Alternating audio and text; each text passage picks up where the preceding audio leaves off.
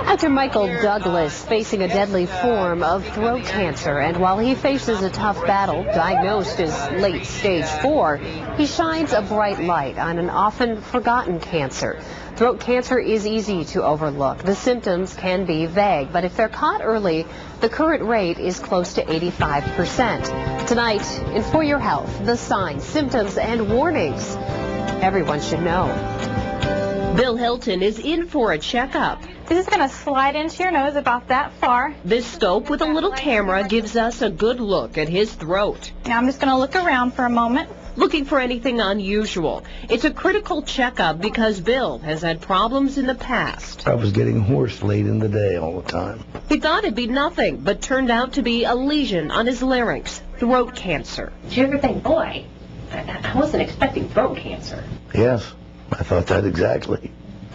The last thing I would ever have expected. Bill had surgery and radiation, and he's lucky he caught it early. Unfortunately, what tends to happen is people have courses and they think, oh, I'll just push through it, it's a cold, it's not a big deal, so they don't come to the doctor for several months. And what was just a cold turns out to be cancer, growing.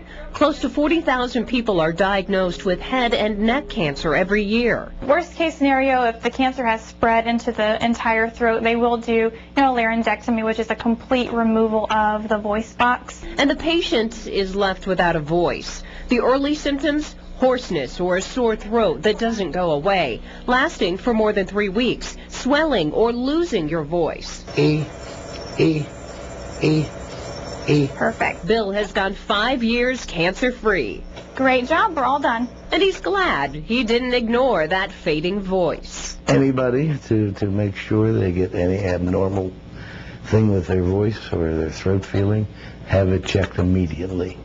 So if you don't catch it early, you have a lot more difficulty with it. The causes range from smoking, drinking, and chewing tobacco, but now doctors at OSU are seeing more cases caused by a sexually transmitted disease. Dr. Ted Technos, a surgeon specializing in head and neck cancers, says the human papilloma virus is causing more oral cancers. HPV is known for leading to cervical cancer, but many people are surprised to hear it can cause throat cancer as well, and the numbers keep growing. Our practices in the 80s, about 1 out of every 5 patients had tonsils, had tumors of the tonsil or the back of the tongue. Now it's 40% of our patients.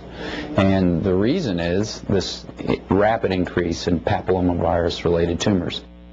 There is a free head and neck cancer screening at Ohio State University. It's coming up Friday, May 13th from 8 a.m. to 4 p.m. It's at Cramblett Medical Clinic. You need to make an appointment, but again, it's free. Here's the number for you, 614-293-5066. Here's a health therapist.